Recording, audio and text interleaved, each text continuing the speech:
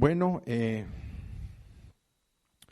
vamos a hablar de por qué nosotros seguimos aquí, por qué Dios ha permitido que nosotros estemos viviendo en este mundo de pecado, de dolor, de tristeza, de tantas cosas malas que cada vez pues nos sorprenden y cada vez las vemos pues más cerca.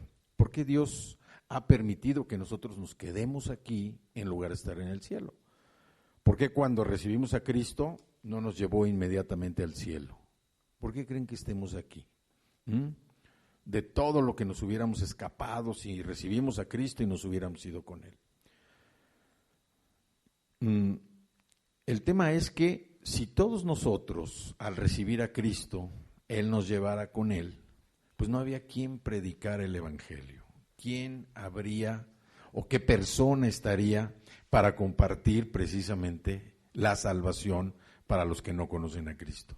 Entonces es un motivo por el cual nosotros tenemos que estar aquí, por eso estamos vivos, por eso conocemos al Señor y por eso también cada día que nosotros estudiamos más la palabra, cada día que oramos más, estamos en posibilidad, tenemos la capacidad y Dios nos ha dado la autoridad también para compartir su palabra. Si cada uno de nosotros respiramos, ¿sí? Todos respiran aquí, ¿no? Todos respiramos. Si nosotros estamos vivos, es porque el Señor tiene un plan para cada uno de nosotros. El Señor tiene un plan, tiene un propósito, y también un ministerio que cumplir. Hemos hablado también que pues el ministerio no es nada más venir a la iglesia, servir aquí. Digo, es muy importante lo que se hace aquí, pero el ministerio más importante que tenemos es cumplir con lo que Cristo nos dejó encomendados. Y ese ministerio nosotros lo vamos llevando de manera que pues nuestro ejemplo tiene que desbordarse para traer a otras personas precisamente a Cristo. Y principalmente ¿en dónde? En nuestro hogar, en nuestra familia. Imagínense que Jesús se hubiera quedado en el cielo. Allá hubiera seguido pues cantando, hubiera seguido haciendo sus cosas normales, sus actividades normales. Y hubiera dicho, pues yo los voy a salvar, y desde allá nos hubiera mandado, ay hijitos, cómo sufren. Él no nos dio su salvación cantada, tampoco nos dio su salvación hablada, tampoco nos dio su salvación por un escrito, por un video. Él vino a morir por nosotros, Él vino a hacer algo para que nosotros pudiéramos ser salvos. O sea, Él no nos envió desde arriba, dijo voy a cantar y cuando sea el tiempo. No, Él hizo algo, Él vino, Él bajó, se hizo hombre como nosotros y vivió como nosotros y padeció todo lo que nosotros padecemos todos los días, con una diferencia, una gran diferencia, que Él no pecó. Entonces el plan de salvación para nosotros fue algo vivido de parte de Cristo hacia nosotros. Y eso es lo que Él quiere que nosotros hagamos, que vivamos precisamente el Evangelio de tal manera que sea conocido. Y la mejor manera en que Cristo es conocido es a través de ¿qué? De nuestra conducta, a través de lo que nosotros somos. El ministerio no es solamente ver a un grupo de personas que vienen a la iglesia, que están trabajando en la iglesia, que están haciendo cosas en la iglesia.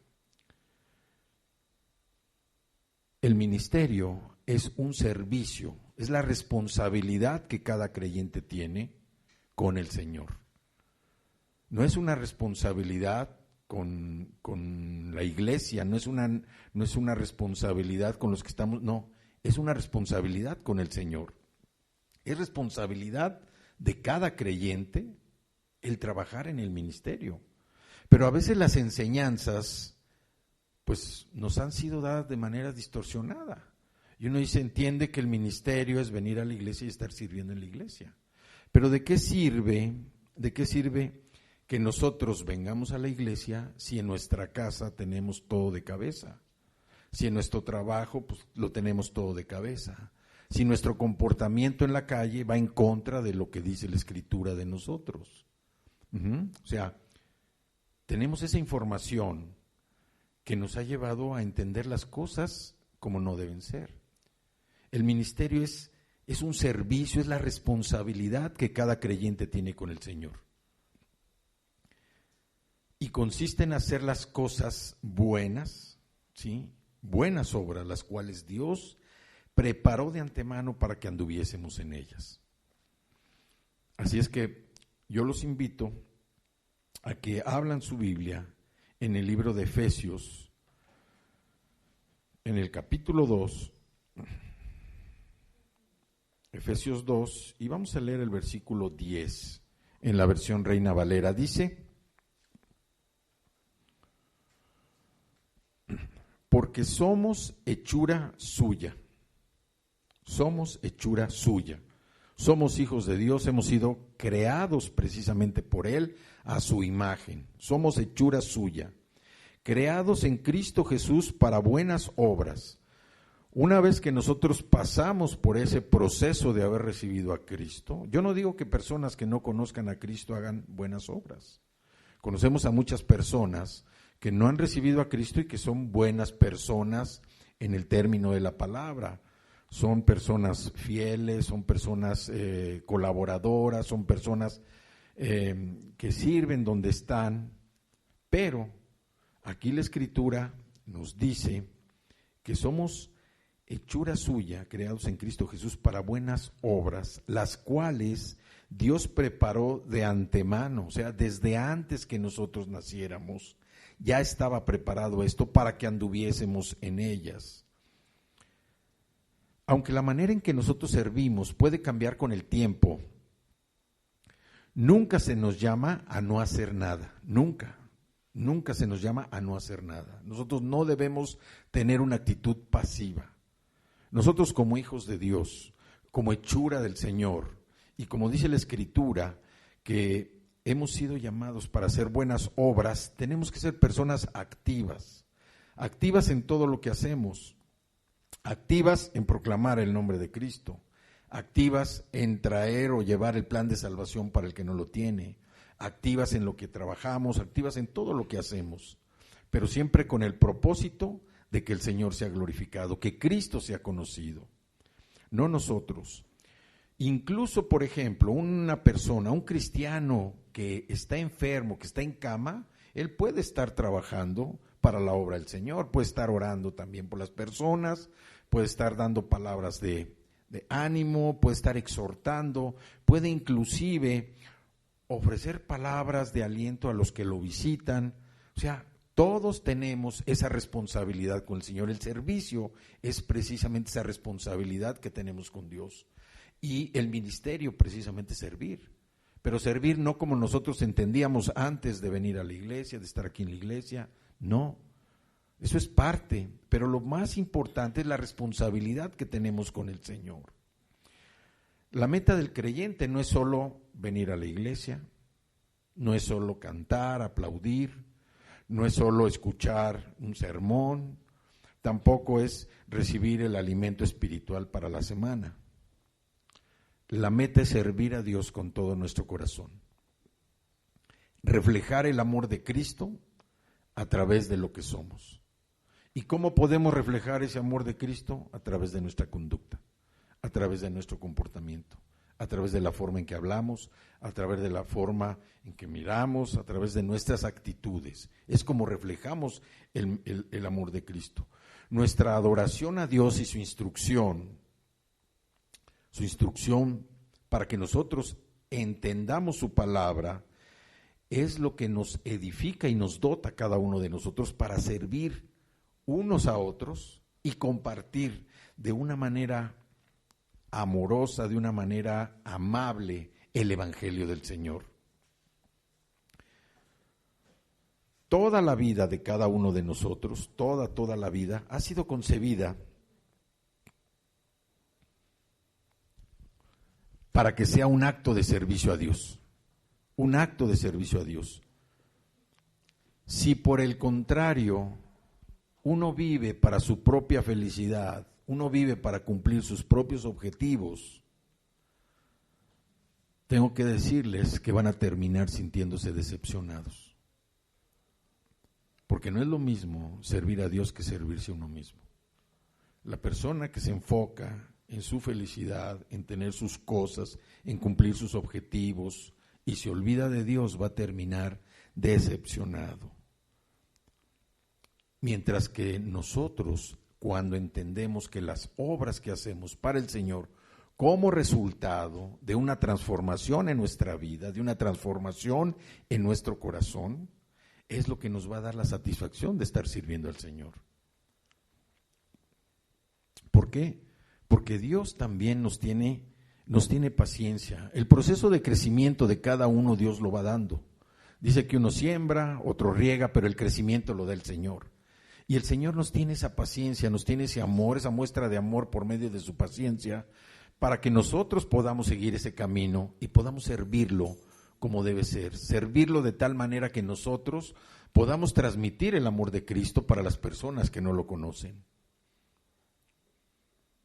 Y nosotros pensamos que a veces esa lenta reacción del Señor ante las cosas que nosotros vemos como pecaminosas desconcierta a los creyentes. O sea, somos buenos para criticar, somos buenos para juzgar, somos buenos para emitir juicios. Y nosotros decimos, bueno, ¿por qué el Señor no hace algo si yo sé que tal persona está en un camino equivocado? Pero ese no es labor de nosotros. El que juzga es el Señor. Y nosotros preguntamos, ¿por qué demora tanto en castigar a quienes violan sus principios? Pero es que nosotros a veces no nos fijamos que los que están violando somos nosotros mismos. A veces vemos, como dicen, la paja en el ojo ajeno. Entonces, el Señor nos tiene paciencia también y nos entiende, que es lo mejor, nos entiende. Vamos a la Escritura, veamos lo que dice la Escritura en 2 de Pedro, capítulo 3, versículos 8 y 9, en la Nueva Versión Internacional. Pero no olviden, queridos hermanos, que para el Señor un día es como 1000 años y 1000 años como un día. El Señor no tarda en cumplir su promesa, según entienden algunos la tardanza. Más bien Él tiene paciencia con ustedes porque no quiere que nadie perezca, sino que todos se arrepientan. Aquí lo que vemos, y nos está diciendo Pedro en esta carta, es que el Señor es lento precisamente para cumplir su promesa. Algunos entienden esto como que el Señor no es oportuno muchas veces en suplir lo que necesitamos, pero Él tiene paciencia con nosotros. ¿Por qué? Porque no quiere que nadie se pierda. Él da la oportunidad precisamente por medio del tiempo para que todos se arrepientan. Esta respuesta la encontramos en el versículo 9. El Señor no tarda para cumplir su promesa. Cuando nosotros estamos esperando el cumplimiento de alguna promesa o que el Señor supla la necesidad que nosotros tenemos, es la paciencia de Dios la que nos está mostrando lo que tenemos, por qué el Señor ha tardado en cumplir esa promesa. Pero por nuestra condición humana, a veces nosotros queremos que las personas sufran por sus malas acciones. Queremos ver que alguien sufra. Oye, pues yo sé que esta persona ha hecho esto, pues que Dios la castigue. Y ese no es un pensamiento ni es una actitud de un hijo de Dios. Vamos a ver un ejemplo que nos da la Escritura de una persona precisamente que tenía este tipo de actitud. Viene en el libro de Jonás. Jonás huyó de su deber de predicar en Nínive. Nínive era una tierra, era un enemigo brutal de Israel. Él estaba seguro de que si llegaba a Nínive y sus habitantes se arrepentían, su Dios misericordioso, bondadoso, iba a decidir no destruir la ciudad, que fue justo lo que sucedió. Y en vez de regocijarse por la victoria del Señor, el profeta se quejó de que Dios había tratado a los ninivitas con paciencia y misericordia. Vamos a ver Jonás, el libro de Jonás, que está en el Antiguo Testamento, y vamos a ver el versículo 2, también en la Nueva Versión Internacional. Dice, así que oró al Señor de esta manera: oh Señor, ¿No era esto lo que yo decía cuando todavía estaba en mi tierra? Por eso me anticipé a huir a Tarsis, pues bien sabía que tú eres un Dios bondadoso y compasivo, lento para la ira y lleno de amor, que cambias de parecer y no destruyes. Jonás se enojó con Dios, a pesar de que él mismo había recibido misericordia después de haberlo desobedecido. También es cierto que, bueno, pues ser tragado por un pez y luego vomitado, pues no iba a ser algo agradable. Pero lo importante es que la vida del profeta se salvó. La mayoría de las veces también, como creyentes, tenemos razones de sobra para alegrarnos de que el Señor, a diferencia de los seres humanos, sea lento para la ira. Sobre todo cuando sabemos que puede ser algo para nosotros. Pero cuando somos necios, cuando somos tercos, el Señor espera con paciencia precisamente que reaccionemos a la convicción del Espíritu Santo. A veces el Señor nos da ese tiempo para que nosotros reconsideremos nuestro comportamiento, reconsideremos nuestra actitud, reconsideremos las cosas que estamos viviendo. ¿Por qué? Porque la disciplina es dolorosa para quien la ejecuta y es dolorosa también para quien la recibe. Pero Dios nos pide que nosotros revisemos y veamos nuestros pecados, que dejemos de pensar que nos estamos librando del castigo. O sea, no quiere que pensemos en el castigo, quiere que regresemos a Él, que pongamos nuestros ojos en Él, que volteemos hacia Él. ¿Por qué? Porque esa paciencia no es eterna, la paciencia dura un tiempo y el Señor quiere que en ese tiempo nosotros reaccionemos a nuestro comportamiento. ¿Por qué? Porque adorar a Dios es mucho más que simplemente celebrar un rito, un ceremonial, ir a la iglesia. Es más que cantar con emoción o estudiar la palabra de Dios. Y nosotros podemos ver que el adorar a Dios surge, y nos lo dice la Escritura, precisamente desde que Dios le dio a Moisés los mandamientos. Acompáñenme al libro de Éxodo, al capítulo 20. Éxodo capítulo 20, y vamos a leer los versículos del 3 al 6. En la versión Reina Valera dice: no tendrás dioses ajenos delante de mí, no te harás imagen ni ninguna semejanza de lo que esté arriba en el cielo, ni abajo en la tierra, ni en las aguas debajo de la tierra.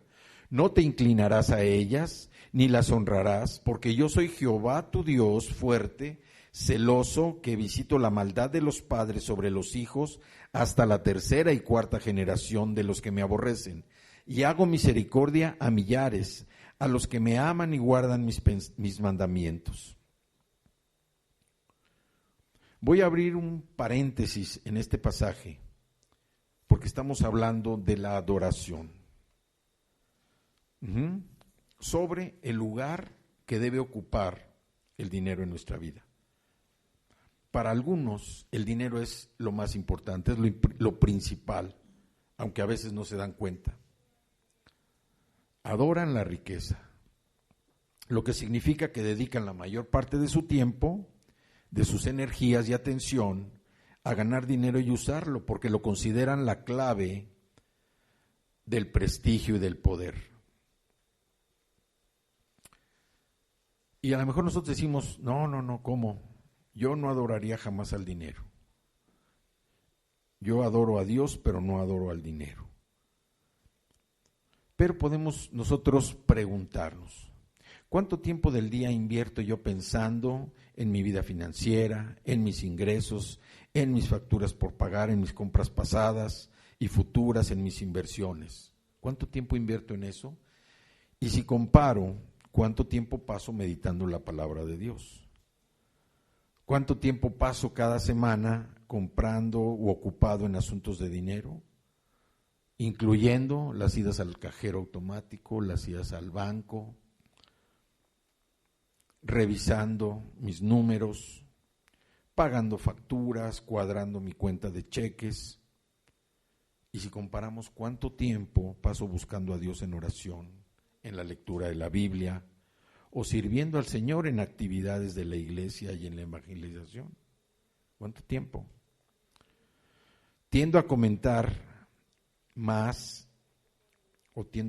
con mi familia y mis amigos sobre la moda, algún nuevo artículo a la venta, el precio de algo, una nueva oportunidad de negocios, o hablar de algo que he visto en la palabra de Dios, de importantes verdades, del último sermón o de la manera como el Espíritu Santo me ha ayudado durante este tiempo. ¿A qué tema me inclino más? ¿A qué tema dedico mis energías, mi entusiasmo, interés? ¿A cómo tener más dinero o a un conocimiento más profundo del Salvador? Uno puede decir que confía en Dios en cada área de nuestra vida,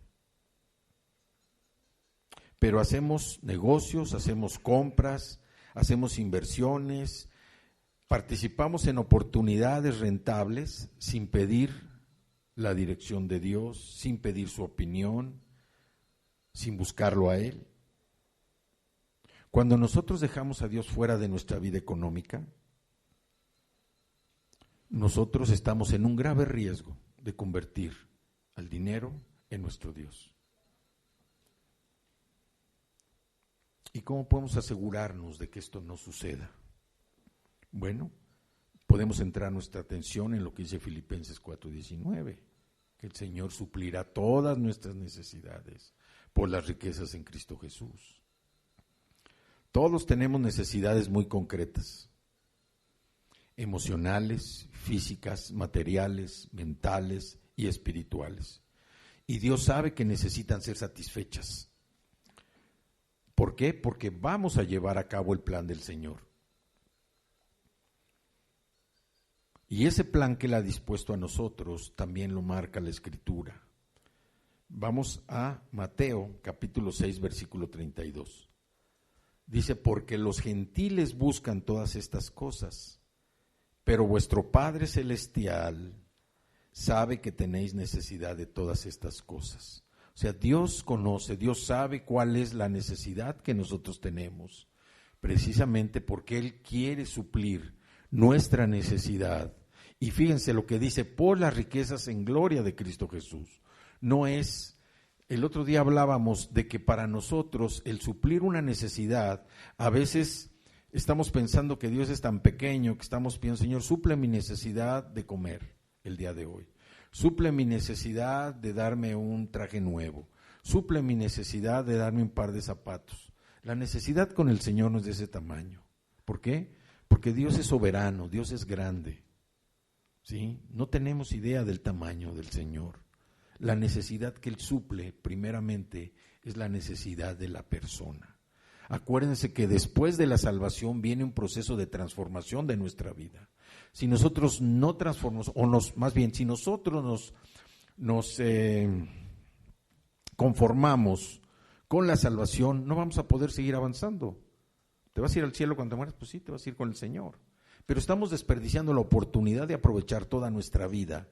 ¿En qué? En dar a conocer al Señor, en hacer cosas diferentes, cosas distintas, cosas nuevas, cuyo objetivo debe ser que el Señor sea glorificado. Entonces, Dios sabe la necesidad que tenemos. Y lo más importante en donde el Señor quiere trabajar es en la transformación de nuestra vida, de nuestro ser interior. Que dejemos de ser egoístas, que dejemos de ser envidiosos, que dejemos de ser codiciosos, que dejemos de ser traidores, indiferentes, que dejemos de ser todo ese tipo de pecados. A veces uno piensa que los pecados son las cosas, pues que dice, por ejemplo, los 10 mandamientos, que el pecado es no matarás, el pecado es no robarás. Pero si nosotros vemos, como decía Jesús, todo empieza ¿en dónde? En el corazón. La corrupción empieza aquí adentro. A veces dicen, yo no soy adúltero, no me han visto con otra mujer, no, pero estoy adulterando a veces con los ojos. A veces nos metemos a páginas de pornografía o estamos viendo algo que sabemos que no edifica nuestra vida y sin embargo, bueno, pues no pasa nada. Pero al decir no pasa nada, ya nosotros estamos aceptando esa contaminación. A veces estamos oyendo conversaciones también que no nos edifican, escuchando a personas que están hablando un vocabulario soez. Y no lo digo yo porque nos asustemos, sino simple y sencillamente eso en qué nos edifica. Eso no nos edifica. Están hablando de cosas también inmorales que no tenemos por qué estar escuchando eso. O sea, nosotros necesitamos esa transformación y Dios sabe que esa transformación tiene que venir de adentro, tiene que venir de nuestra vida. Pero a veces es más importante para nosotros un par de zapatos, es más importante un reloj, es más importante un par de lentes, es más importante, no sé, un vehículo, es más importante una casa, es más importante una sala, es más importante un comedor. No sé, es más importante que lo que Dios quiere hacer en nuestra propia vida. Que nosotros verdaderamente seamos mansos y humildes. Que nosotros podamos derramar el amor de Dios en nuestra casa, con nuestra esposa, con nuestros hijos, con nuestros nietos, con nuestros amigos, con nuestros vecinos. Eso es lo que Dios quiere transformar en nosotros. Pero nosotros a veces le damos a Dios ese tamaño tan pequeño. No, Señor, pues súpleme por favor para cambiar mi vehículo. Él sabe que si necesitamos cambiar el vehículo, va a dar lo necesario para cambiar el vehículo. Pero lo más importante es la transformación que Dios quiere hacer adentro de nosotros, la transformación interior. Eso es verdaderamente lo importante. Y ahí es donde nosotros nos perdemos cuando hablamos y decimos, bueno, es que el Señor suple mis necesidades, pero ¿cómo las suple si yo no tengo zapatos, yo no tengo esto? Es que no empieza por ahí. Todo empieza desde adentro. Inclusive, a veces nosotros nos llenamos de un espíritu de miseria, de un espíritu de pobreza. No, es que no me va a alcanzar. No, es que no voy a poder, ¿no? O sea, la transformación viene precisamente con todo eso. Si el Señor nos ha dado la vida, si el Señor permite que estemos respirando el día de hoy, es porque Él tiene un plan para nosotros. Pero a veces nosotros agarramos otro camino diferente al que el Señor nos está mostrando donde quiere que nos vayamos. Y esta es la parte importante. El Señor quiere transformar nuestra vida. Y esa transformación, ¿en qué se traduce? En que mi comportamiento es distinto. Yo no estoy pensando nada más en las compras, no estoy pensando en lo que necesito. No, tengo que pensar primero cómo el Señor está cambiando mi vida. Que deje de ser una persona egoísta, que deje de ser una persona envidiosa, que deje de ser una persona codiciosa, que deje de ser una persona mentirosa, que deje de ser una persona floja, perezosa. Eso es lo que el Señor quiere, es la necesidad que nosotros tenemos y donde Dios quiere hacer esa transformación. Si nosotros hacemos de la intimidad con el Señor parte de nuestra agenda, parte de nuestra vida, vamos a estar seguros de que Dios verdaderamente va a suplir nuestras necesidades. Por eso, a veces nosotros nos enfocamos más en lo que vemos que en lo que no vemos, pero que sí transmitimos. A veces yo no puedo ver si una persona es egoísta, si una persona es mentirosa, no lo sé. Pero al cabo del tiempo, con su conducta y todo, vamos identificando. Y nos preocupamos más, nuestros temas de conversación, cuáles son la moda, el cine, las películas.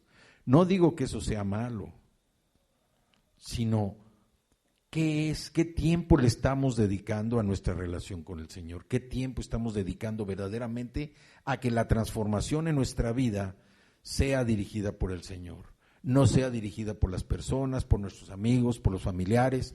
Nosotros vivimos bajo una fuerte presión, una fuerte influencia social, económica, laboral, de amistad, donde todos, oye, nada más, no necesitas decir, oye, ¿qué traes? A ver, no, pues trae esto, es de marca, no es de marca. Eso no tiene valor. El valor es lo que el Señor está haciendo en nuestra propia vida, que uno pueda ser liberado de todo lo que nos traía consecuencias del pecado que nos llevaban a la muerte. Allí en Mateo 6:36, Jesús nos dice: busquen primeramente el reino de Dios y su justicia, y todas estas cosas les van a ser añadidas. Busquen primeramente el reino de Dios y su justicia, y todas estas cosas les van a ser añadidas. Y aquí podemos ver también un ejemplo en el pueblo de Israel. La historia del pueblo de Israel es triste, porque en el mismo Sinaí, donde Dios le dio la tabla de los 10 mandamientos a Moisés, ahí mismo el pueblo estaba haciendo su adoración a un becerro de oro. ¿Sí? ¿Por qué? Porque Israel era un pueblo de dura cerviz. Era un pueblo necio, era un pueblo terco, era un pueblo ciego. Ahorita vamos a ver unos ejemplos. Vamos a Éxodo, capítulo 33, y los versículos 3 y 5. Si me acompaña Éxodo 33. Dice el versículo 3, bueno, aquí Dios está hablando a Moisés y le está dando algunos consejos. Le dice, en el 2 dice, y yo enviaré delante de ti el ángel y echaré fuera al cananeo, al amorreo, al eteo, al fereceo, al heveo y al jebuseo, a la tierra que fluye leche y miel. Pero yo no subiré en medio de ti, porque eres pueblo de dura cerviz, no sea que te consuma en el camino. Y el versículo 5 repite, porque Jehová había dicho a Moisés, di a los hijos de Israel, ustedes son pueblo de dura cerviz, en un momento subiré en medio de ti y te consumiré. Quítate pues ahora tus atavíos para que yo sepa lo que he de hacer. Entonces, el pueblo de Israel era un pueblo necio. ¿Por qué? Porque se les hablaba y les hablaba a Dios. Era Dios el que les estaba hablando, pero ellos no entendían y corrían, aprendieron a correr tras dioses extraños. Y pues lo que se visualizaba, lo que era evidente, que el carácter de Dios en ellos estaba desconfigurado. El carácter de Dios en ellos estaba totalmente desinformado. Ellos habían dejado de revelar el amor de Dios, la misericordia divina, o sea, que Dios les había mostrado ya. Eran egoístas y solo buscaban lo que les convenía. No les interesaba nada más, lo que les convenía. Y sin embargo se reunían para adorar a Dios. Se esforzaban por cumplir en las ceremonias del santuario todo lo que decía la ley. Pero sus acciones eran propias de los pequeños dioses a los que servían. Por eso es tan importante para nosotros focalizar nuestro corazón, nuestra mente, nuestro entendimiento, todo en el Señor. David también advirtió a su pueblo en el Salmo 115. Vamos al Salmo 115 y vamos a leer los versículos del 3 al 8. Dice, nuestro Dios está en los cielos, todo lo que quiso ha hecho. O sea, aquí empieza, nuestro Dios está en los cielos, todo lo que quiso lo ha hecho. Los ídolos de ellos son plata y oro, obra de manos de hombres. Tienen boca, mas no hablan, tienen ojos, mas no ven, orejas tienen, mas no oyen, tienen narices, mas no huelen, manos tienen, mas no palpan, tienen pies, mas no andan, no hablan con su garganta. Semejantes a ellos son los que los hacen y cualquiera que confía en ellos. Aquí hay una expresión importante, dice, semejante a ellos son los que los hacen. O sea, los que hacen los ídolos se parecen a sus propios ídolos. Y nosotros vemos lo que sucede en el mundo. En el mundo hay un personaje famoso, un cantante, un artista, y se convierte en una tendencia, como le llaman ahora. Y dicen, no, pues yo no lo idolatro, pero te quieres parecer a él. Y por eso vemos hoy a la sociedad tan corrompida por seguir a esos falsos ídolos que muestran perversión, que muestran una desobediencia a Dios, la negación de Dios. Y por eso vemos que tantas personas se están echando a perder. Por eso para nosotros es tan importante el poder transmitir el plan de salvación de Cristo. Por eso es tan importante que entendamos que si nosotros estamos vivos es porque el Señor tiene un plan para cada uno de nosotros. Vamos y nosotros mismos nos damos cuenta solamente cuando hay una gran necesidad. Una gran necesidad es cuando las personas se acercan a Dios. A veces es el último tramo de su vida. Y sin embargo Dios es tan misericordioso que dice, no me importa que toda tu vida haya sido un pecador, haya sido un perverso, haya sido lo peor. Hoy me recibes a Cristo como Señor y mi Salvador y tienes derecho a la vida eterna. Es el gran amor de Dios. El gran amor de Dios. Entonces, si nosotros nos damos cuenta, deportistas, por ejemplo, también muy famosos, y los empiezan a ver, y en los deportistas, pues los jóvenes, los jovencitos, los niños los toman en cuenta porque quieren ser como esos deportistas. Antes los jóvenes y los niños veían a los deportistas, los admiraban y querían jugar como los deportistas. Hoy no solamente es eso. Hoy los niños ven a los deportistas y no solamente quieren jugar como ellos, ¿no? Una de las razones principales de los niños por tomar a los deportistas como ídolos es porque quieren ganar dinero. Es porque quieren ganar dinero. Los niños cada vez tienen los ojos más abiertos a lo que es el concepto del dinero. Y por eso ahorita que estamos, pues, padres de familia, abuelos, nosotros debemos jugar un papel muy importante en la educación de nuestros hijos y en la educación de nuestros nietos. No hacerlos adictos al dinero. No monetizar todo lo que tengamos de relación con ellos. Necesitamos enseñarles a ser generosos, pero primero a ser humildes, a reconocer que lo que viene de parte del Señor.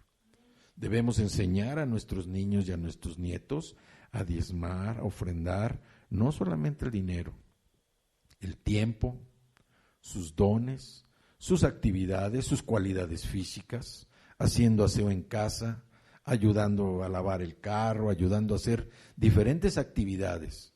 Pero es responsabilidad de nosotros. Tenemos un papel muy importante que jugar en la vida de nuestros hijos y de nuestros nietos. No los hagamos adictos al dinero. Hoy, si ustedes escuchan a los niños que ven a los grandes jugadores, quieren imitarlos, no solamente como juegan, sino por lo que ganan. Y me sorprende porque muchos ya saben lo que ganan los niños. Y ahora ya vemos también esa nueva tendencia de que en los ¿cómo le llaman? Los e-games, los juegos electrónicos, pues ya también, el otro día salió un muchachito, creo que de 16 años, que se ganó más de $3 millones por jugar no sé qué cosa. Entonces hay que estar muy atentos, porque en nuestras manos está precisamente la enseñanza de nuestros hijos de lo que es el tema que se convierte en codicia. Entonces, si nosotros vemos los ejemplos del pueblo de Israel, vemos que ellos sufrieron precisamente porque les hablaban, y quien les hablaba era Dios, y ellos eran necios y seguían buscando siempre su conveniencia, buscando siempre a ver qué beneficio había para ellos, y si no, se quejaban, estuvieron a punto de matar a Moisés. O sea, era un pueblo necio, como dice la Escritura, de dura cerviz, tercos. Y sin embargo nosotros hoy, como hijos de Dios, nosotros estamos llamados a cambiar las cosas. En primer lugar, tenemos que pedirle a Dios que siga transformando nuestra vida. Es muy triste ver que recibimos a Cristo, el tiempo empieza a pasar y nuestra vida sigue igual. No me refiero a nuestra vida exterior, que nuestra vida interior siga igual. Seguimos a veces apresados por la cadena del rencor, por la cadena de la soledad, por la cadena de la tristeza, por la cadena de la pereza, inclusive por la cadena de la depresión, aun y cuando ya recibimos a Cristo. ¿Pero es por qué? Porque no permitimos que el Señor transforme en nosotros nuestro corazón. Otro ejemplo es que el pueblo de Israel pidió a Samuel que deseaban tener un rey como las otras naciones, como los otros países. ¿Sí? Queremos ser como ellos. Oye, yo quiero ser como él, quiero ser como él. Yo quiero ser como Cristo. Yo quiero mostrar el carácter de Cristo. Es cierto que nosotros como personas tenemos que tratar de dar lo que somos para que aprendan de nosotros, pero para que aprendan las cosas que edifiquen, las cosas que construyen. Aquí el pueblo de Israel pidió un rey humano y ellos no necesitaban ese rey. ¿Por qué? Porque Dios era su rey. Dios era su rey. Era el gran líder de su pueblo. Sin embargo, pues ellos necios que querían igual como todas las naciones, igual. Y nosotros sabemos, lo triste sabemos que tenemos al Rey de Reyes, al Señor de Señores, y nosotros estamos buscando a veces en otro lugar alguien que nos consuele, alguien que nos dé palabras de aliento. Si tenemos al Rey, tenemos a Cristo en nuestro corazón, y como decíamos en la palabra de la semana, el Espíritu Santo vino para traer la verdad también a nuestra vida. Lo tenemos a ellos. Acompáñenme allí a 1 Samuel, capítulo 8, versículos de 10 al 14. Samuel escribió lo siguiente. Samuel comunicó al pueblo que pedía un rey todo lo que el Señor había dicho. Les dijo: el rey que ustedes ahora piden les quitará a sus hijos para ponerlos como soldados en sus carros de guerra.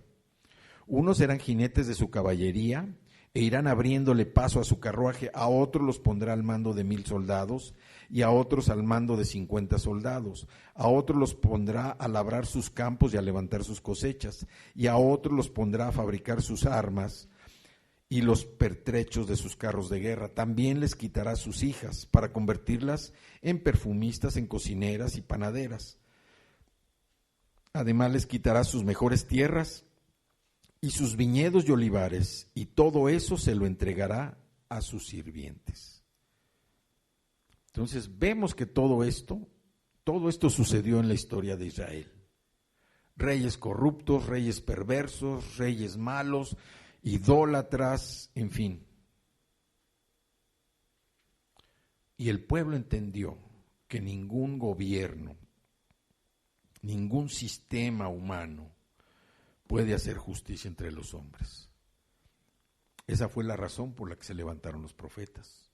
Esa fue la razón por la que también se levantaron jueces. Porque sabían que en algún momento ellos tenían que dar cuenta a Dios de la forma como estaban administrando la justicia. Entonces nosotros sabemos que detrás de toda lucha social, de toda lucha comercial, de toda lucha civil, de toda injusticia, hay una guerra silenciosa entre el diablo y Cristo. Hay una guerra silenciosa entre el diablo y Cristo. ¿Por qué? Porque el diablo siempre está tratando de desconfigurar el carácter de Dios en nosotros. Siempre está tratando de deformar ese carácter.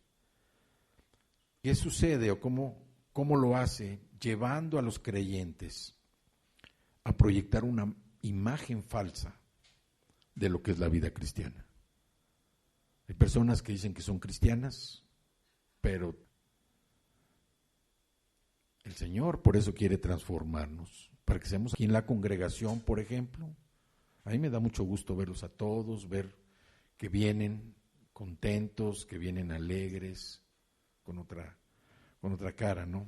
Pero cuando menos los que nos vemos una vez a la semana, nos vemos. Pero El punto es que seamos auténticos. Si vengo de malas, pues vengo de malas. Si vengo enfadado, pues vengo enfadado. Pero a veces la cortesía se convierte en una máscara. Cara en nuestro corazón, para que se revele el carácter de Cristo en nosotros. ¿Debemos y queremos ser usados por Dios? Pues claro que sí. ¿Por qué? Porque esa es su voluntad para cada uno de nosotros. El Señor quiere usarnos. Es la voluntad de Él para cada uno de nosotros. Y como vimos en Efesios 2:10, dice que Él nos creó en Cristo para hacer las buenas. Él ya planeó de antemano para nosotros. Y por eso también vemos el ejemplo de Moisés. Moisés en la zarza ardiendo. Decirle quién era, cómo se presentó también como el Dios de sus antepasados, del pueblo hebreo. Necesitaba conocerlo. Necesitaba conocer la identidad. Nosotros por eso también estamos seguros que a quien estamos sirviendo es al Dios único y verdadero. No estamos sirviendo a otro Dios. Estamos sirviendo al Dios único y verdadero. Ese es nuestro enfoque. Es nuestra garantía. No entendemos esto y nosotros nos abocamos a servir a otro, bajo nuestra energía van a ser en vano. Cuando Moisés supo quién era Dios, se sintió abrumado. ¿Por qué? Por su propia incapacidad, por su insuficiencia. Y le dice, ¿quién soy? ¿Quién soy yo? Le expresó sus limitaciones. Y aquí el ejemplo es que Dios usa a personas humildes que lo reverencian. No me estoy refiriendo a personas que no tengan que comer, puede ser igual. Personas humildes de corazón, humildes de actitud. Una persona que entiende lo que Jesús dijo cuando les invitó a ir con Él a los que estuvieran estresados. Dice, yo los voy a hacer descansar, yo les voy a enseñar que sean mansos y humildes de corazón. Ese tipo de humildad. Y aunque Moisés sabía que era incompetente para esa tarea que Dios le había encomendado, Dios le dio confianza, como también nos las da a nosotros. Que le dijo, cierte contigo. Y así el Señor está con cada uno de nosotros, todos los días. Todos los días el Señor está con nosotros. Por eso nosotros estamos aquí, así como Moisés. Dios le dijo que su tarea iba a culminar precisamente en adoración. Y nosotros por eso nos debemos entregar por completo al Señor, para que pueda usarnos para su gloria, porque por la forma en que vivimos, por la forma en que hablamos, por la forma como mostramos. Servir al Señor no es algo que nosotros estemos ideando o planificando. Tiene con que nosotros hagamos tal o cual cosa. Surge de adentro de nosotros el querer que lo conozcamos, solo requiere que nosotros nos sometamos a Él y mansedumbre en su poder para hacer su voluntad y mostrar su. Romanos 12:1. Si me acompañan, por favor. 1. Dice, así que hermanos, les ruego por las vivo, santo, agradable a Dios, que es vuestro culto, como un sacrificio vivo delante de Él. Y como dice aquí la Escritura, los cuerpos en sacrificio vivo, santo, agradable a Dios, que es su siglo, sino transfórmense por medio de la renovación de su buena voluntad de Dios agradable y perfecta. Nosotros vamos a entender la voluntad de Dios en la medida que vamos transformando nuestro entendimiento y entendiendo que solamente por Él es por quien se hacen las cosas. La transformación de nosotros mismos. Así tengamos la fuerza de voluntad más férrea que podamos, de alguien que verdaderamente nos pueda ayudar a salir a veces de los que puede ayudar.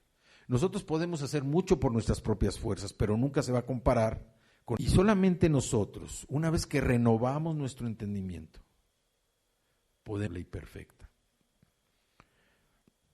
Nosotros tenemos que servir como sacrificio vivo. ahorita como decía, no, es que lleguen hasta acá, hasta las manos, hasta los pies, necesitamos caminar, conocer a Cristo. Y no es que nosotros tengamos que salir en el tema de nuestra conversación, en nuestras familias, en personas que no conocen a Cristo, dar el interés en esas personas de conocer a Cristo. Y esto adereza precisamente a cumplir con ese propósito, que Cristo sea conocido como hijos de Dios. ¿Cómo nos identificamos también como hijos de Dios espiritualmente?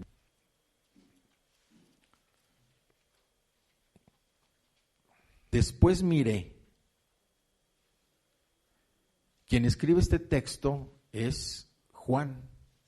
Juan, que si ustedes recuerdan, era llamado el hijo del trueno, por su carácter, su forma de ser. A estas alturas, Juan era llamado el discípulo amado, el discípulo del amor, por la transformación que tuvo de estar conviviendo con Jesús. Todo eso lo llevó a transformar su vida. Y él aquí está describiendo una visión en la cual él ve a los redimidos en el cielo.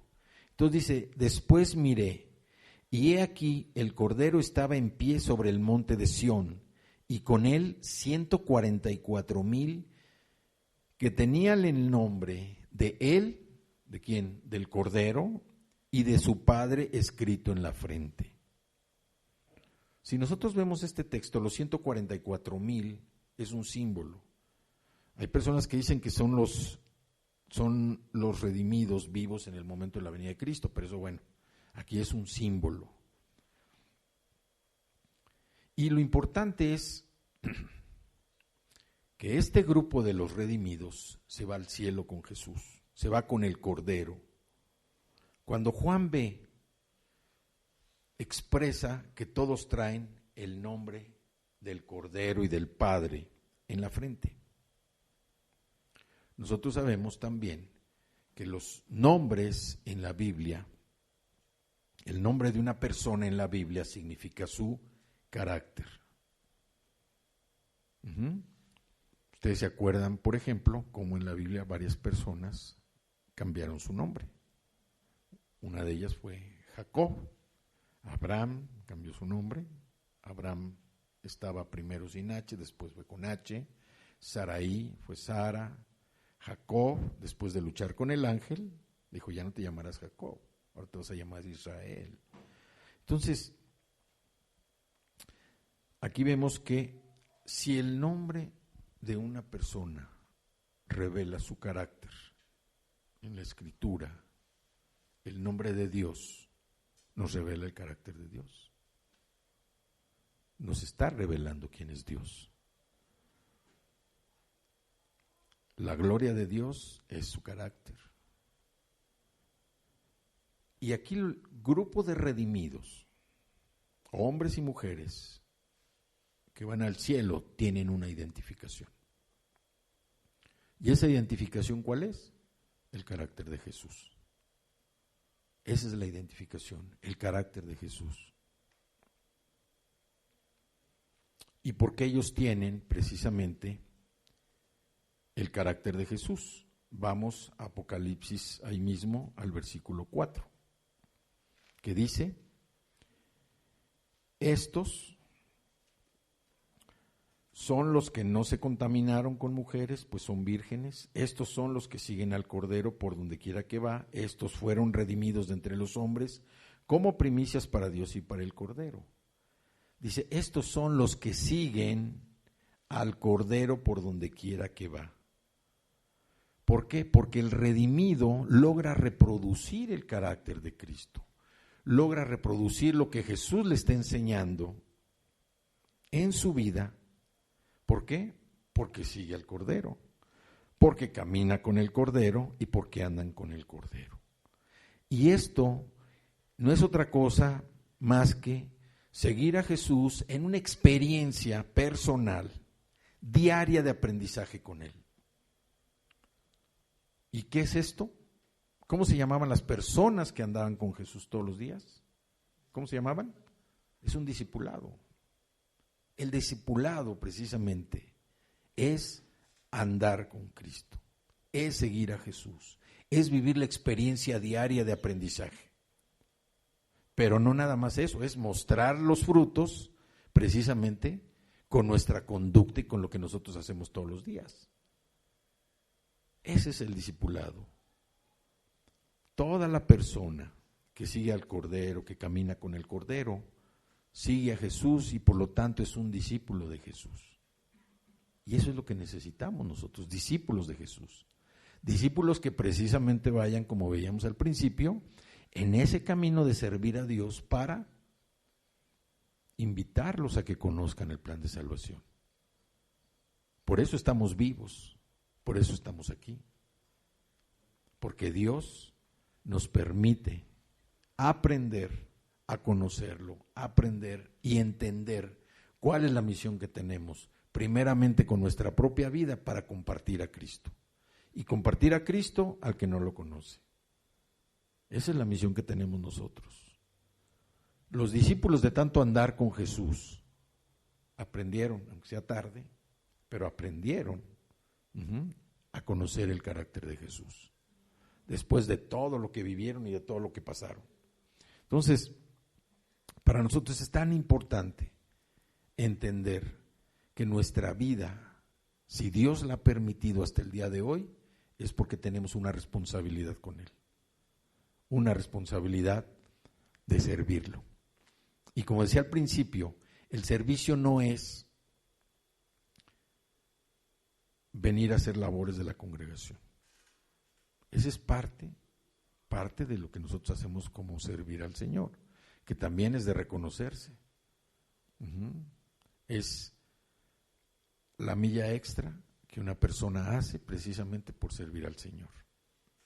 Porque aparte de sus obligaciones normales, tiene y se da el tiempo para venir a ayudar.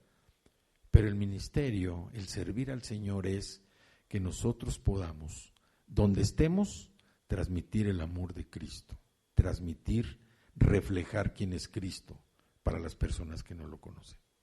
Y a veces hay que hacerlo con algunas personas que ya lo conocen, pero como que se les extravió de repente. Entonces, seamos de esos redimidos, de los que seguimos a Cristo, de los que entendemos cuál es su carácter y que lo vamos aprendiendo poco a poco, pero es una experiencia diaria. Como decía, necesitamos nosotros permitir que el Señor siga trabajando en nuestra propia vida, que siga moldeando nuestro corazón, que quite todos esos rasgos de egoísmo, de codicia, de mentira, de falta de fe, de miseria, que sea Él el que nos esté moldeando y que verdaderamente, ahora sí que el Espíritu Santo haga su trabajo dentro de nosotros, que nos anime a seguir adelante, que nos anime a estar buscando a Cristo, que nos anime a amarlo más, que nos anime a creer en Él, que nos anime también a obedecerlo y que nos anime a servirlo. Nosotros somos servidores del Señor, somos siervos del Señor. Y siervos, repito, para hacer la obra que Él quiere que hagamos a donde nos paremos, que sea conocido. Y nosotros le glorificamos al Señor con nuestra propia vida, con lo que nosotros hacemos, cómo vivimos, cómo hablamos, cómo pensamos, cómo mostramos el amor de Dios. Esa es la forma como nosotros estamos glorificando a Dios. Que las personas que nos rodean no sean personas que no sientan el amor de Dios. Que sientan ese amor de Dios. Que lo que tengamos que hacer se haga para que sientan el amor de Dios. Y el Señor nos ama tanto, tanto, tanto, tanto nos ama, que hasta el día de hoy nos tiene aquí de pie. Nos tiene de pie. A veces con situaciones, a veces con dificultades, a veces con problemas, con tribulaciones, con dolor, con pena, pero gracias a Él que tenemos vida. Porque por esa vida el Señor lo que quiere es que nosotros sigamos adelante, que ayudemos al que necesita, que le compartamos al que no lo conoce.